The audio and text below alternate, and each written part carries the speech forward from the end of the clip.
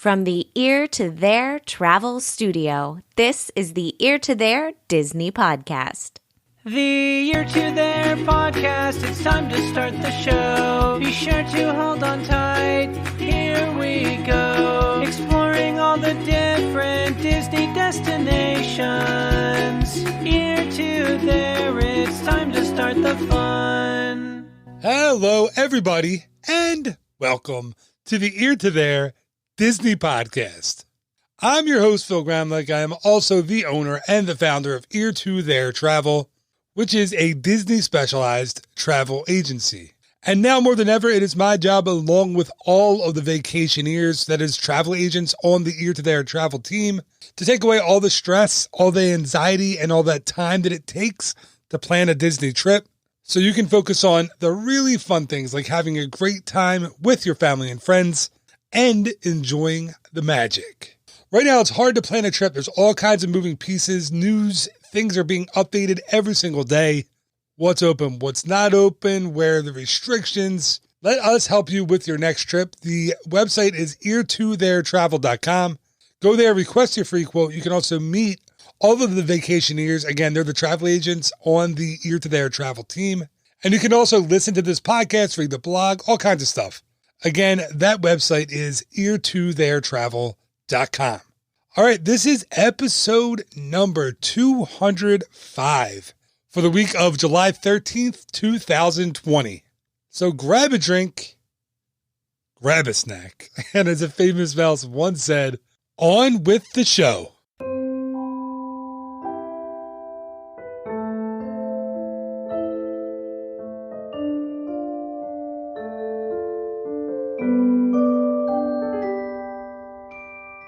And before we get started with the episode, it's time for the What About Bob segment of the show. This is where my friend and Disney legend Bob Gurr comes on the show to answer your questions and mine. How cool is that? We have a double dip of Disney legends on this episode. 2 Disney legends in one show. All right, so if you don't know who Bob Gurr is, Bob designed and created such things as the Autopia, the Grand Prix Raceway, the monorails in both parks, the Matterhorn, the Doom Buggies, the Main Street vehicles. Listen, it's said if it's on wheels and it's in Disneyland or Walt Disney World for that matter, Bob Gurr designed it. And the What About Bob segment is brought to you by the Waltland Bus Tour. So when it's not in COVID-19 times, Bob takes a busload of guests around Southern California with stops in Burbank, in Glendale, and in Los Angeles. You'll visit all kinds of important sites in the history of the Disney company, but more importantly, in the life and history of its founder, Walt Disney. To get tickets to the Waltland Bus Tour once it is up and running again, I will let you know. But to get tickets for future tours, head over to www.waltland.com. All right, without further ado, here is the man who made President Lincoln, the first ever human audio animatronic figure. He made him stand, he made him move, he made him talk. Disney legend, Bob Gurr. It's What About Bob? Bob Gurr, the legend, creator of the Matterhorn, the monorails in the Haunted Mansion. What about Bob, the Disney legend? Were you the original test dummy, I guess to say, on the Matterhorn, or was it somebody else?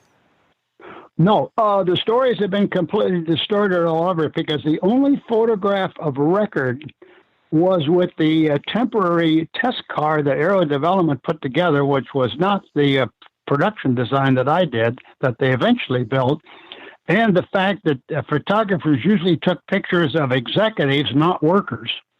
And there's one guy that was in a suit. Can't remember the guy's name, but that was a few days later. They had him ride it for publicity purposes. So then when you have a photographic record with the name of a person and it's done with the official company photographers using these big old speed graphic cameras, that then becomes the history. But I get that story all the time. I see the picture all the time, so I get the question all the time. What happened was there was a great rush to get that track finished, and we'd only finished the track on the west side down to just before it was going to go in the water. Because what this meant was we had the substantial part of the track outside the major business vertical building columns that hold up the building. So it was time that we put some sandbags in the car, and then we would run it up the chain lift. And then when the car would come running down the hill, we had hay bales out there, and the guys would grab it and try to catch it before it stopped in a kind of a low spot before it went in the water. So we started doing a couple of runs with the sandbags, and I think on the second day, I was down there with my little boy, and my boss, Roger, was there, and who doesn't say much. He said, "Robert, you design it, you ride it." And I didn't want to. I had my little 6-year-old boy with me, a 7-year-old boy. But they took the sandbags out, and I had to get in the car with him. And so we had to start the car at another spot because we had a test car, move it over there because the track wasn't complete. And we went up, and it was a wild, rough ride because a lot of construction debris was all over the track. So it would bang around, made a big racket. It was shaking the daylights out of me, and it came down, and the guys all grabbed the car because the weight wasn't any different than the sandbag, so the performance was the same. Then I find out a few minutes later the guys are laughing their heads off. Well, what's going on here? I was kind of a overly serious guy, and a lot of workers are jokesters. And I guess Roger, I think, of the guy that did it, made a comment. "Well, we've got Gurr right where we want him. Pull the hay bales out." Yeah, so that first ride was that kind of jocularity going on. But I never rode it again until it was complete. But shortly thereafter, they had an executive with the company photographers and the publicity writers, and that's how the history got developed. All right, thank you yet again to Bob for answering another question on the show. I'm pretty sure that was my question because it was a follow-up that I asked to a different question, but if you do have a question for Bob that you want him to answer on a future episode, please send it to me. My email address is phil@ear2theirtravel.com. All right, it's time to move on with this week's episode. And this is a guy I've been trying to get on this show for a couple of years now. Actually, a few years. Since I started the podcast, I've been trying to get him on. The thing is, this guy is 85, and he is really one of the hardest working guys in all of animation, cartooning, whatever you want to call it. He has been one of the hardest workers since the 1950s, and he's not an easy guy to get on a podcast, so I'm so excited to get him on this week. I hope you enjoy my conversation with Disney legend Floyd Norman.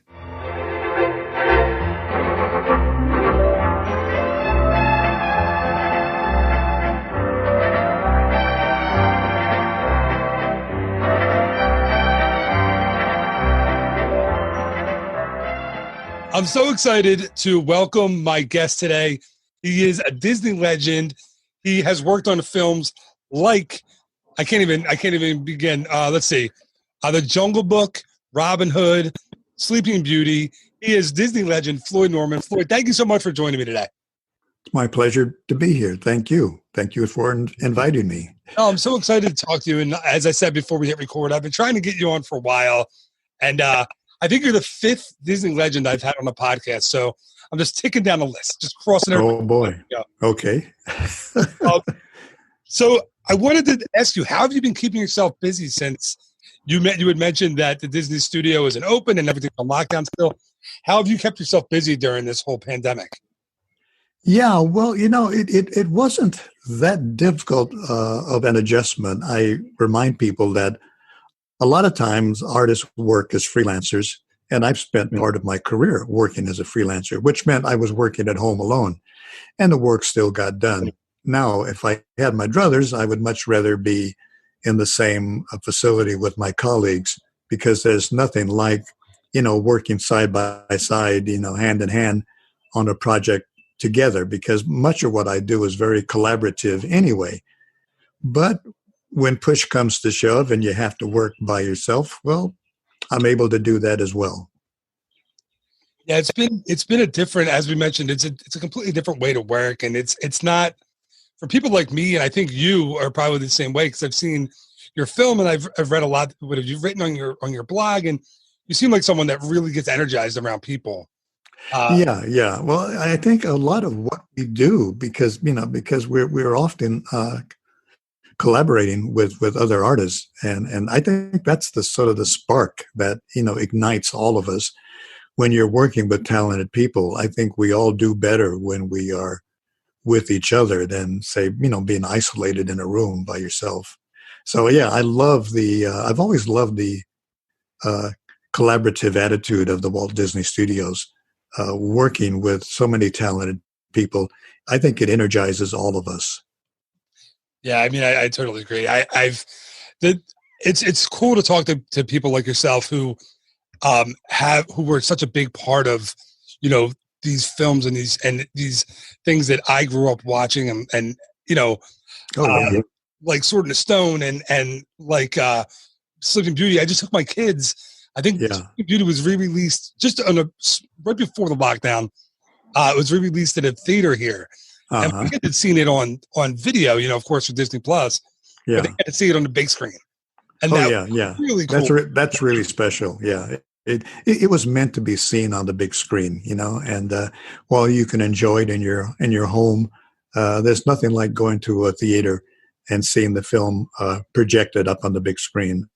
I've had that experience many, many times, and it's a gorgeous film. And we've just, fairly recently done a complete restoration so that the film looks pristine. It's truly a gorgeous film. The art in that film is so different than other animated movies at the time, than other animated Disney movies at the time. It just is completely different. And it feels like it's a storybook that just came off the pages. Is that? Oh, yeah. That was on purpose. That's the intent of it. Well, I think that's what Walt wanted when he gave the look of the film to the art director, Ivan Earle. He allowed Ivan to create a different world. It was a world that we hadn't seen before. I certainly hadn't seen it before. It was a unique style, European-based, almost like, the European old masters, gorgeous backgrounds that were almost like tapestries. The artwork was so elaborate and so involved. And so it was a gorgeous handmade film. And I tell people that Sleeping Beauty was the last Disney film of its era. There was never a Disney film like that again. Beautifully hand-drawn, hand-painted over a 5 to 6 year period. 600 artists laboring and making a film totally by hand. It was a truly a Disney masterpiece. And was that your first full-length animated feature you worked on with the company?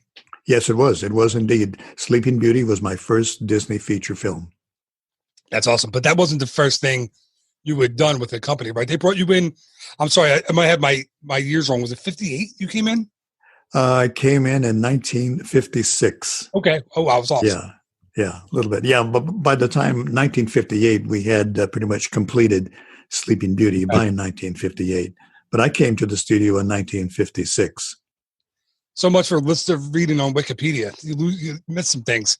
Oh yeah, but I don't think dates are all that important. Anyway, I think people sometimes make too much about, the exact date. These are details that probably matter to the Disney geek or historian, but not so much to me. I'm the ultimate Disney geek. You should see my little office studio. Actually, one thing in my studio hanging on my wall is the commission that you made for me. That's Pinocchio with Jiminy Cricket in his hand. It's one of my favorite things. So thank you. Oh, really? That. Oh, well then. On display in my office next to my Walt Disney plane that I had built for myself, a little Mickey Mouse N234 Mickey Mouse plane, and my Disneyland maps and stuff like that. So it's a great piece, and I love Oh, showing yeah. off, so thank you for that. Oh, no, my pleasure. Yeah. So your first job when you worked in the Disney studio, do you remember what the first thing, your first day of work, what did they hand you? Well, I'll tell you, everybody, and I do mean everybody, pretty much starts out with the same job. When new kids come to the studio, many just out of art school, young men and women, we all start out doing the same job. And I always tell people that. I said, we all start out at the bottom. We all start out doing the same rather tedious, boring job. It is the work of an in-betweener, and it is the lowest rung on the animation ladder. But it is a job that needs to be done. Somebody has to do it. So that's how you train. That's how you learn your craft, by doing in-betweens. And everybody starts there. You know, you may rise to the role of a producer, director, writer, whatever, but everybody starts at the beginning. And that beginning is you are an apprentice in-betweener. Now, people often ask me, what is that job, in-betweener? And I said, well, you're an artist who literally puts a drawing in between other drawings. And in animation, that's very, very important, because animation has to appear smooth when you view it on screen. Now, how do you get that smoothness in those drawings? Well, you have to put drawings in between other drawings. And that thankless task is the job of the in-betweener, to do those drawings to smooth out all the other drawings in a particular scene. Yeah, so that's how we all began our careers, working as in-betweeners. Yeah, it's funny. I talked to Rolly Crump about this a couple of years ago. We were talking about him starting on when he worked on 101 Dalmatians, and oh yeah, he had to. He was laughing. He was telling me that he had to animate the spots of the puppet. Yeah, well, didn't we all? That was. Didn't we all? Yeah, I know Rolly. Rolly's an old friend, and actually, to tell you a story, Rolly was my first boss at Disney. Oh. When I was a young kid, the first guy I worked for was Rolly Crump. So we go way back. That's awesome. Yeah, Rolly I've spoken to him once in my life for about an hour. It seems like he was kind of a wild card in the studio. Was he like that in person? Was he when he worked for the company back then? Oh my, Rolly was boy, how would you put it? Rolly was our first not the first, because there were other kind of oddballs at Disney. but Roland Crump was unique in that he didn't really fit into a category. He did his own thing. He was his own man.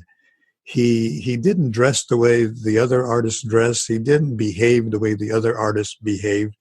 He was kind of like this, I guess you could say, for the 1950s, he was part of the counterculture. He was not conservative. He was way out there. He was a progressive. He was unpredictable, and yet highly creative. We often had a joke that Walt Disney, if he had his way, Walt Disney wanted to be Rolly Crump. And I think that's why Walt liked Rolly so much. Yeah, he was kind of like his alter ego. He really was. He really was. And a lot of people weren't that happy about Rolly's relationship with the boss, because Walt really liked Rolly. And Rolly was often, he went against the grain, and it sometimes irritated the other Disney artists and the other Disney Imagineers, because Rolly was so unique. But that's what made Rolly Crump so special, because he wasn't like everybody else. He was unique. And Walt Disney realized that. And actually, that's how Walt found his talent. Walt actually discovered Rolly Crump in the Disney studio. Apparently nobody else was paying much attention to Rolly Crump. And Walt said, "Who is this guy? And I want him to come work for me." I mean, of course, he was already working for Disney, but Walt meant on a more personal relationship over at Walt Disney Imagineering. Yeah, like I'm thinking about the stories he told me, and a couple of them I couldn't put in the podcast because of course my podcast is family friendly and we have to watch it. So I know exactly what you mean. he told me a couple that I was like, all right, well, I have to edit these. And then, Oh yeah. and then he told me a couple stories where there was some colorful words in that I had to beep out as well. Oh yeah. Yeah. But yeah, I just imagine this muscle-bound guy Yeah. in the room with all these skinny animators and Yeah. artists Yeah. in the 50s and 60s. He told me a story, and forgive me if I'm wrong, and this is a tall tale. I think this is what he said about Okay. driving his motorcycle through the hallways of the building at some point. That wouldn't surprise me. Yeah, like, and yeah, just crazy stuff. And then there was a story Yeah. about a caveman and a caveman animatronic that he told me that's the one I couldn't add. I couldn't keep in. Yeah. But it was an interesting, very interesting thing. One of my favorite stories that he told me was when after he had built the Tower of the Four Winds, right? Right. Yeah. He had to take Walt to see the scale model that was built, Uh-huh. and he said to get out and Walt get out of the car and they take a look at it. And Walt says, "Well, Rolly, what do you think?" And Rolly apparently said, "I think it's garbage." And Walt said, "Well, it can't be garbage. It just cost me $200,000. you better think again." And he said eventually he came to like it, but what a personality he is. And it was, I mean, so cool to be able to talk to him for even. Yeah.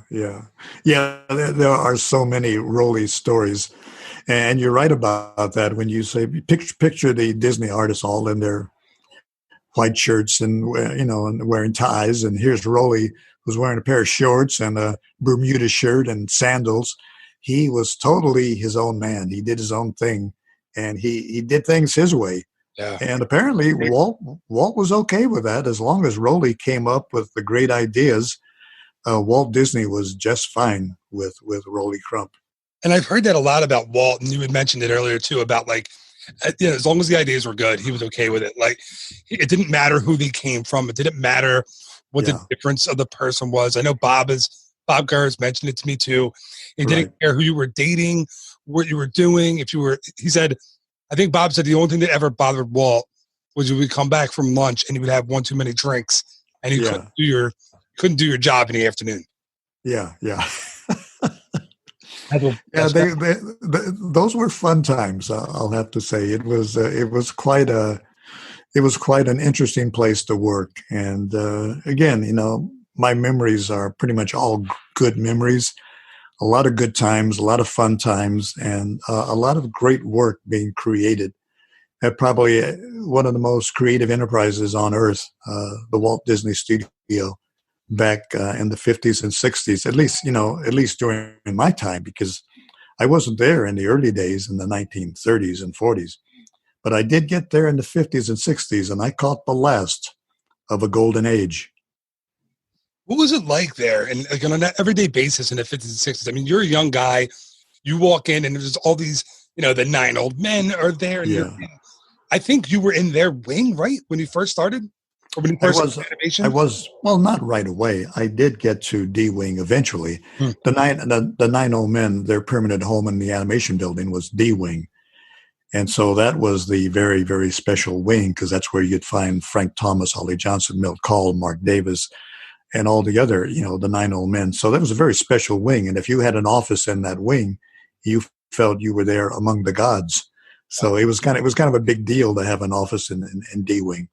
I didn't get to D Wing until the 1960s, but it was just working at the Disney studio. You felt like you had walked into a creative wonderland because there was so much going on. Going to work every morning was a joy. There was so much happening, making feature-length live-action motion pictures. Television shows were being produced, short cartoons, feature-length cartoons, animated shows for Disneyland. The Mickey Mouse Club is on daily on ABC. And, of course, films were being made overseas and the theme park being built down in Anaheim. Wow. So the Disney studio was just a hotbed of creativity with men and women just developing fantastic and awesome ideas and bringing these ideas into reality. so that millions of people could enjoy these great attractions at Disneyland and eventually Walt Disney World. But it was a great time to work at the studio, a time when Walt Disney, the old maestro himself, actually ran the studio. When Walt was the ultimate boss, everything that was done at Disney was done by Walt Disney. Everything that was approved by Walt Disney. It was a fantastic time to work for the Walt Disney Studio. So what was a scarier moment for you when you were in your first run, your first part of your career with Disney? Was it being in a story room with Walt Disney himself, or making a deal with his nephew Roy for a used 16 millimeter camera? Well, I tell people, I honestly never had any really scary moments. There were times when I was somewhat intimidated, to be sure. But keep in mind, by the time I got to Walt Disney's story department, I had already been with the studio a decade. I had started in 1956. I didn't get to the story department until 1966. So clearly 10 years later, I found myself working with Walt Disney himself on the Jungle Book. And of course, that was somewhat intimidating, but I wouldn't say terrifying, because I wasn't afraid of Walt Disney. I didn't fear Walt Disney. I certainly wanted to get his approval. I mean, everybody wanted that. But I wouldn't say that it was anything that was unpleasant or uncomfortable. As a matter of fact, I can't think of anything that I've done at Disney when I felt my job was in any way not pleasurable. Just being there, just working there, and especially having the opportunity to work with Walt Disney himself was an honor. Not something to be feared, but something to truly recognize as something very, very special. So, as I said, I tell people I have good memories working for the Walt Disney Studio. Yeah, there were times when it could be intimidating. There were times when I worked hard to please the old man, as we often called him. We wanted to please Walt, and he was a difficult man to please because he was extremely demanding, and he was a perfectionist. But having your work, set out for you, you dive in and you do the best you can, and that's all he expected of you, was to do your best, because he accepted nothing less than your very best. So that's what it was like working for Walt Disney. Yeah, I've talked to other, as I mentioned, and I hate to keep saying that, but I've talked to other people who had the opportunity to work with Walt, and yeah, it's always the same thing. It's always like, I've never had one person that I've spoken to say, no, he wasn't, he's what the, what the Neil Gabler biography says he is. He's curmudgeon, he's a bad guy, he's, anti-Semitic, he's racist. I've had everybody says he's the exact opposite of that. And I wonder why over the years, and I talked to Bob Gurr about this, why over the years has that image of him been skewed so far in the other direction, do you think? Yeah, I think, and once again, it's the old thing of people like to tear down heroes.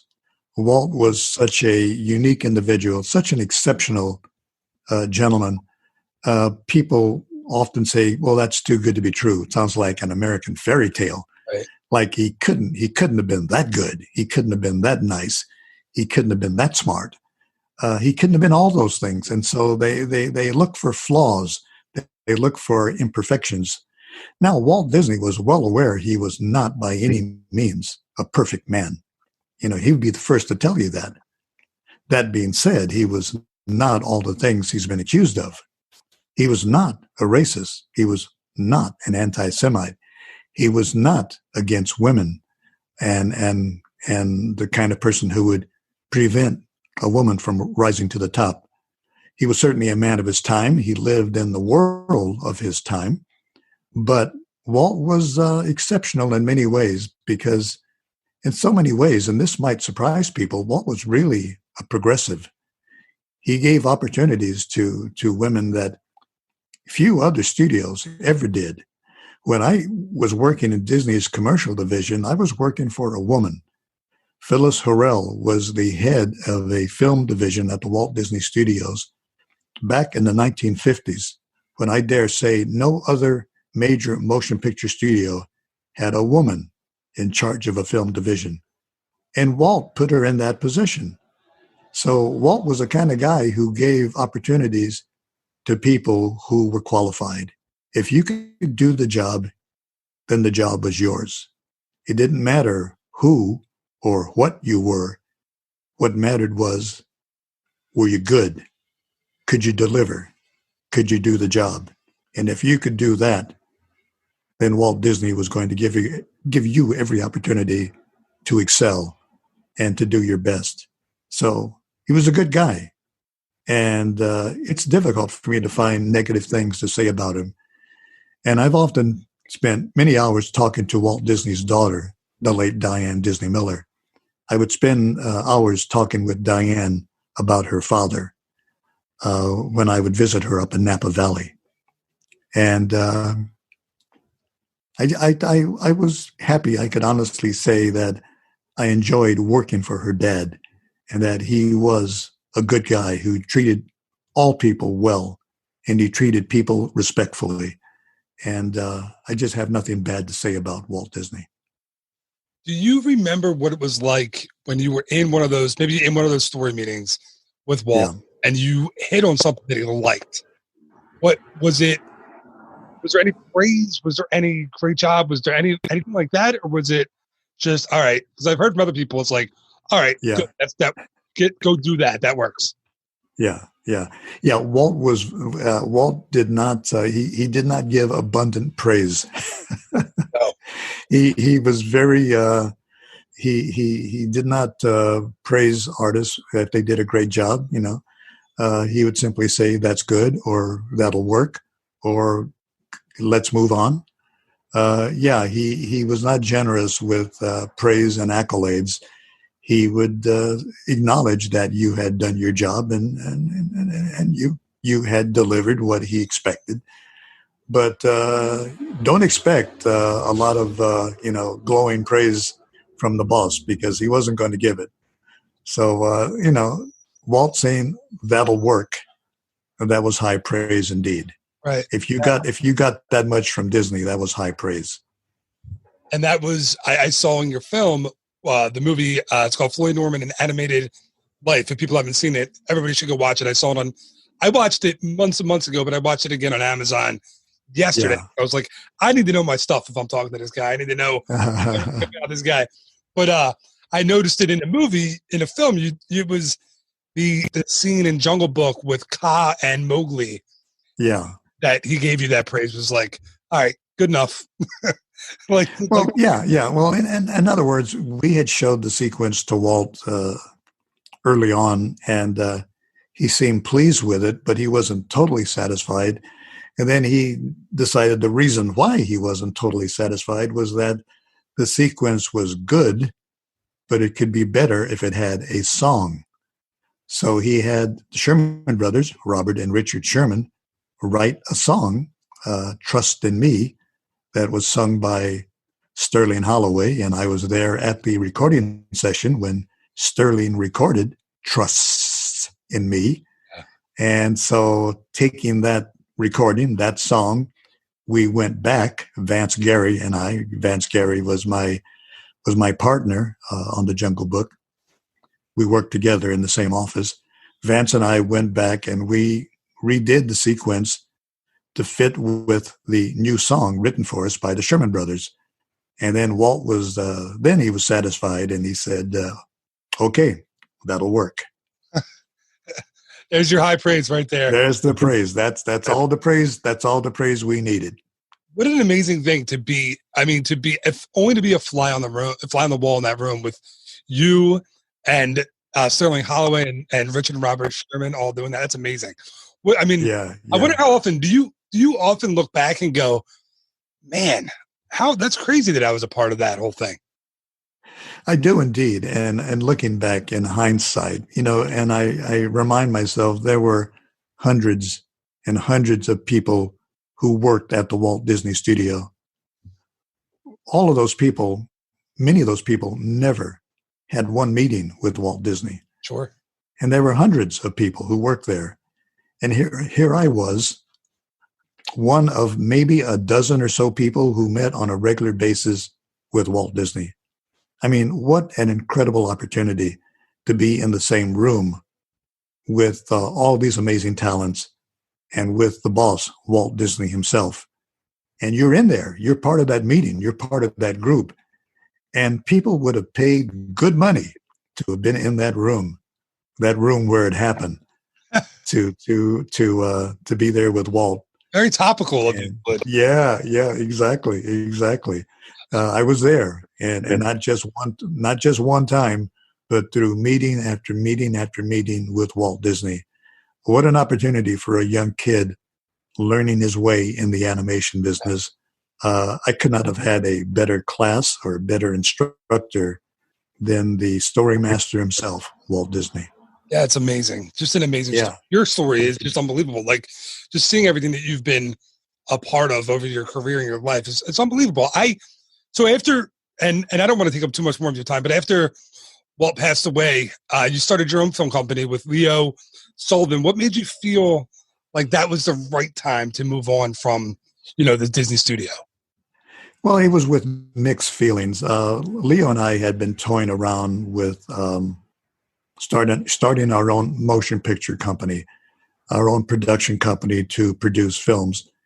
And it was something we were working on kind of, in our spare time, moonlighting, if you will, trying to build this company. And a decision hadn't really been made, would I leave the Disney studio?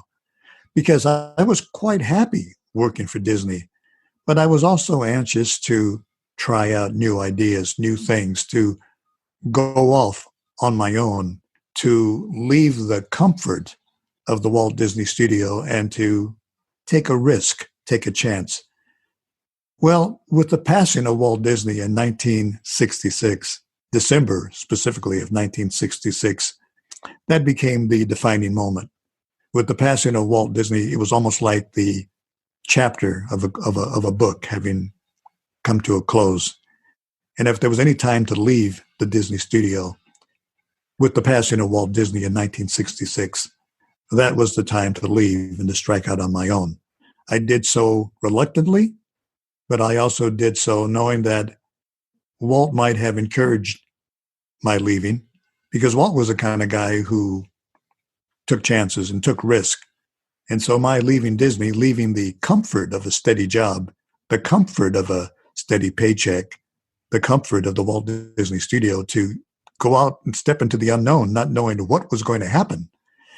That was kind of a risky step, but I think Walt Disney, being a risk taker himself, would probably have applauded it.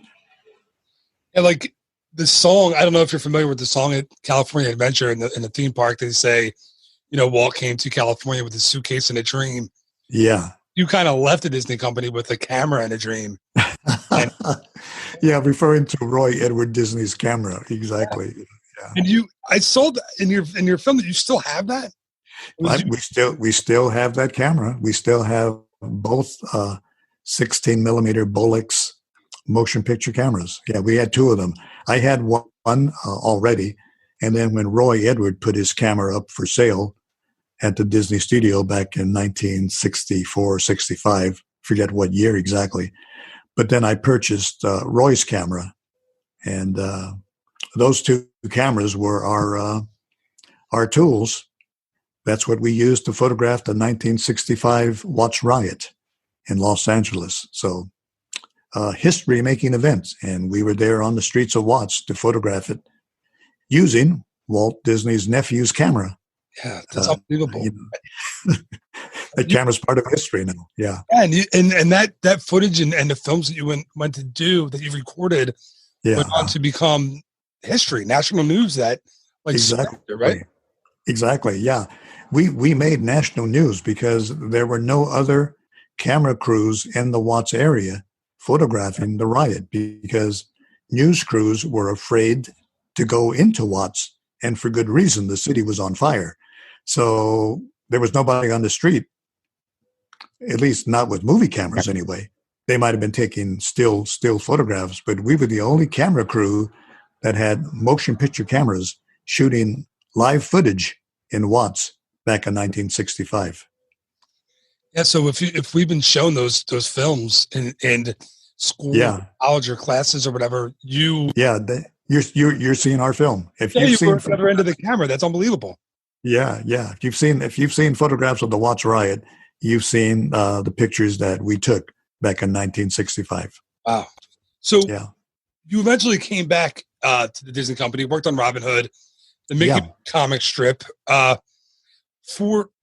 was it that brought you back to the company? I mean, and not to mention, obviously, you worked on back Mulan, a ton of other things. What was it that kind of brought you back to the company? A telephone call. What had happened? My wife had just given birth to twins, and so I was working at home because I had twin daughters, twin babies that had just been born. And the Disney Studios needed help on a movie they were doing called Knobs and Broomsticks. And so they gave me a call and they said, would you help us out we're doing this film, Bedknobs. They knew that I had worked on Mary Poppins some years earlier.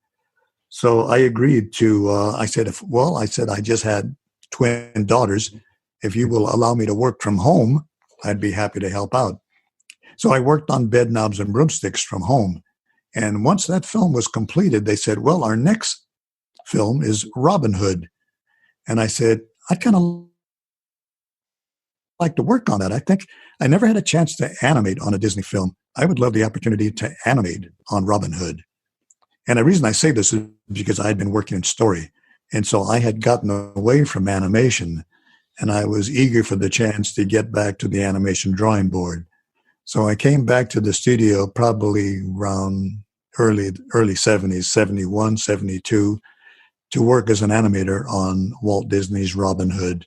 And that's what brought me back to Disney. Now, I didn't stay for long because after Robin Hood, I went on to Hanna-Barbera to work on films like Johnny Quest and the Flintstones and Scooby-Doo. And I spent, believe it or not, 7 years at Hanna-Barbera before, once again, the phone call came from Disney, would you come back and help us out? And so I returned to the Walt Disney Studio late in 1983 and stayed on, I guess, for the rest of my career. I never left after coming back to the studio in 1983 to work in their publishing department for another 10 years. After 10 years in Disney publishing, I moved back to Walt Disney Feature Animation, where I worked for 10 more years in animation before moving up north to Pixar Animation Studios to work with that marvelous new studio founded by Ed Catmull and John Lasseter. And I spent some years working at Pixar and had a great time up there as well. Yeah, I mean, looking at it's funny, as I was texting my brother, who's a couple years younger than me, but he and I literally grew up on your stuff. We grew up on the Smurfs. We grew up on Super Friends, Alvin and the Chipmunks, Garfield and Friends. Floyd, I watched Garfield and Friends every day when I was in grade school. I love that show. When I saw that, I feel like I worked on it every day. Yeah, sure. When I saw that was you, I was like, "Oh my god, I got to tell him I love that show." We watched it, and then, then you were a huge part of my 20s with Hunchback, and then with Mulan, and I was actually. What's funny is I was dating someone when Hunchback came out, and it was one of my our first dates. We went to see Hunchback, not knowing that it was going to be as dark as it was. That's a very dark movie. Well, we tried to balance the darkness with a degree of lightness. We recognize, and I know the guys who made the film, and they're all my buddies, like we're all pals. I know the producers and I know the directors, kind of like we're all in this together. And so when I heard they were going to do the Hunchback of Notre Dame, I said, well, this is Victor Hugo, a very dark story. Sure. But maybe we can add some fun to it and tell this dark story in a very Disney-ish kind of way. And so it was a challenge, but we were up to it. And I really enjoyed my time working on The Hunchback of Notre Dame.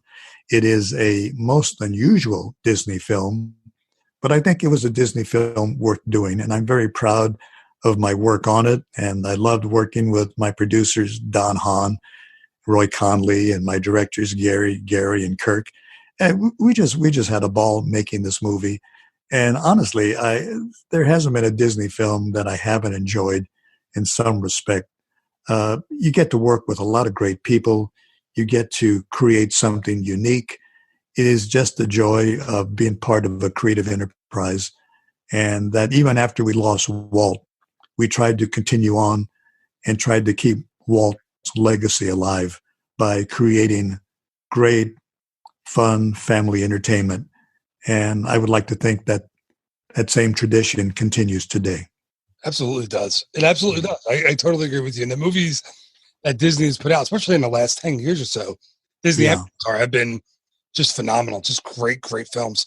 Yeah. A couple more questions I wanted to ask, and then I'll let you go. First one, it's kind of like a lightning round, but not really. In the 50s and 60s, I've read and I've heard that the animation department was notorious for pranks and practical jokes. Do you have a favorite one that was pulled on you, or that you pulled on somebody else?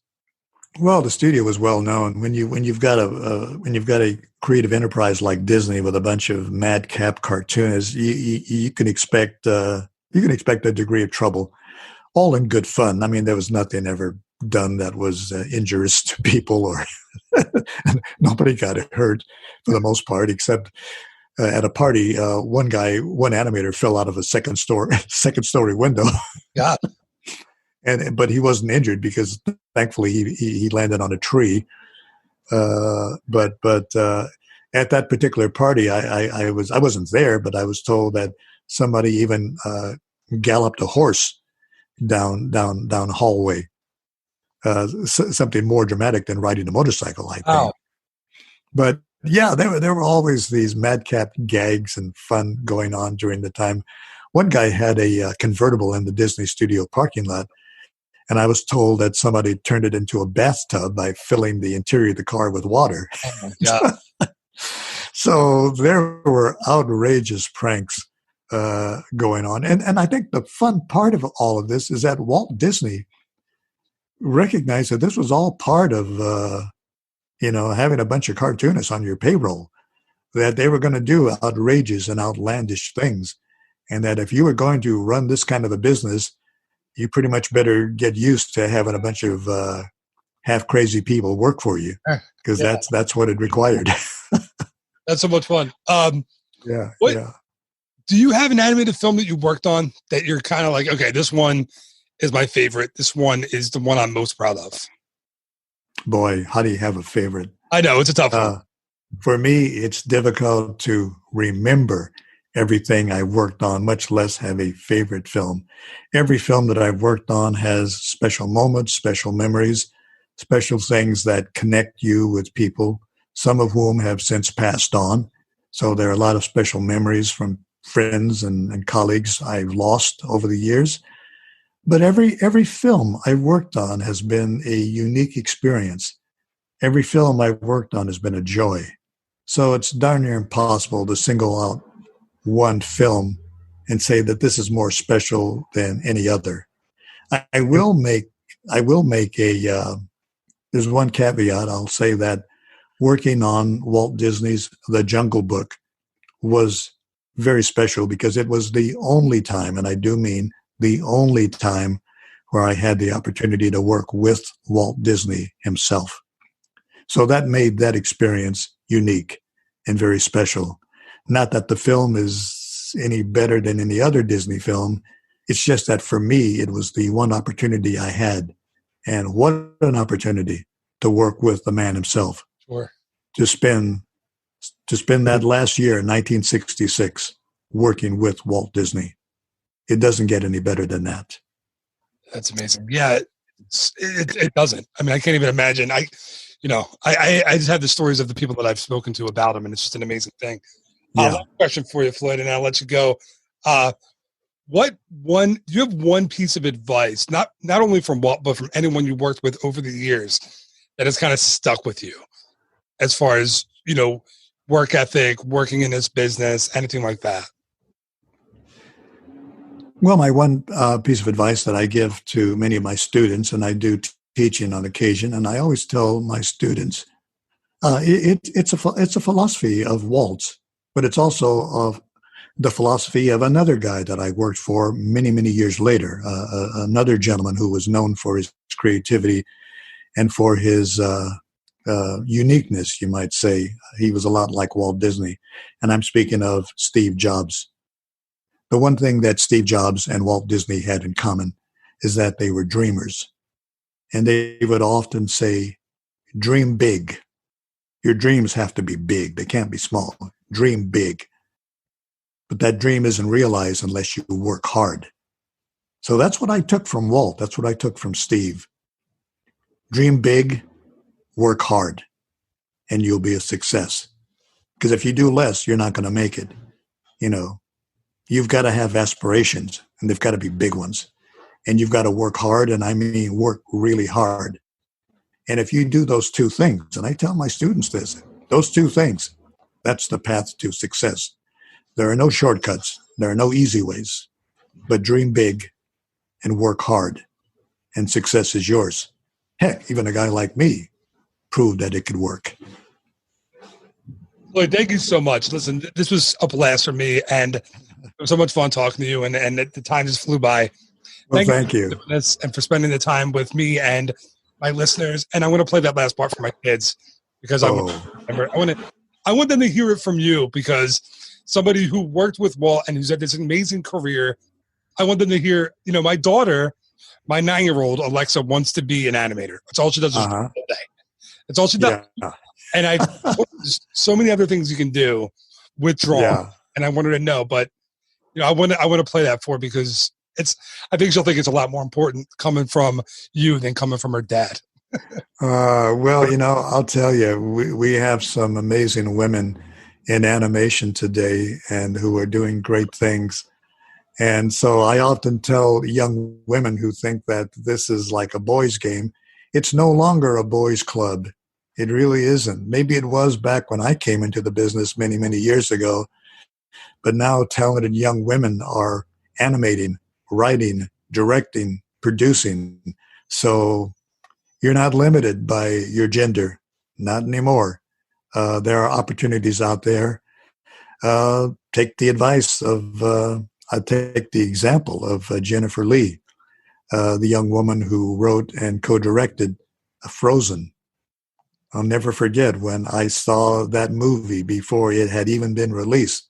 The public hadn't even seen Frozen yet, but I had a chance to see it before its release. And I remember walking up to Jennifer Lee on the Disney studio lot, and I said, Jennifer, I just saw your movie, Frozen. I said, that movie is going to change your life. And it did. Jennifer Lee is now the creative head of Walt Disney Animation Studios. Yeah. So there you go. So if I tell that to young girls, look at Jennifer Lee. She now is the boss at Walt Disney Animation Studios. So if she can do it, you can do it. Awesome. Yeah. Floyd, you're amazing. Thank you so much for your time. I appreciate it. It's my pleasure. Always happy to talk to you. All right, Floyd, thank you. I just hit stop. I'd stop the recorder. Thank you so much. Okay. It's my pleasure. I always happy to share my Disney life with those who are willing to listen. So it's my pleasure to share. Well, thank you. Thanks a lot. Thank you, and take care, and good luck. And I hope you get back to the office soon. And you can keep doing your thing. I know. The good news is we never stop doing it. So the good news is that even though we're not at the Disney studio, we're still working, and we're still making the magic. And hopefully, in the next few weeks, months, who knows? Hopefully, we'll be back one of these days. So we will have to wait and see. Yeah, I keep my fingers crossed for you. Thank you so much. Well, thank you. Next time I see you at one of the events, I'll say hello.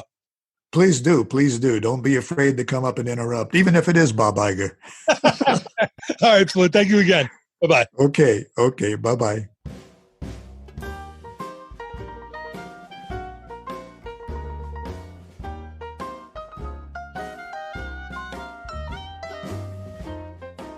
And that is going to do it for this week's episode of the Ear to There Disney Podcast. Thank you so much again to my guest today, Floyd Norman. Couldn't you just listen to him all day? Seriously. When the interview was done, I was like, all right, now I got to call him back because I have 20 more questions to ask him. So thank you so much, Floyd. That was a real thrill for me, and I hope that you had a great time listening to it. And listen, it's never going to get old to talk to just these amazing people, these artists, these storytellers, these just individuals who were so instrumental in creating the brand and creating the Disney company and working with Walt. So Floyd, thank you again so much. Thank you to Bob Gurr for answering another question on the show. Like I said, 2 Disney legends on one show. You can't get any cooler than that. So Bob, thanks again. And thank you so much for listening to this episode, for taking the time, for taking the hour and just buckling down and listening to this episode, whether you were, out for a walk or a run or walking the dog or cleaning the house, whatever you were doing, driving in your car, whatever you were doing, thank you so much for listening. Just remember, there will be a new episode of the Ear to There Disney Podcast next week, as well as a new episode of the Walt Disney World Word of the Week. So until next time, thank you again so much for listening. You were amazing. Oh, I almost forgot. If you know somebody who would like the podcast, please tell them about it. Listen, 2 Disney legends in one show. Again, you can't beat it. So spread the word. Thank you again so much for listening. Have an amazing week. Bye-bye.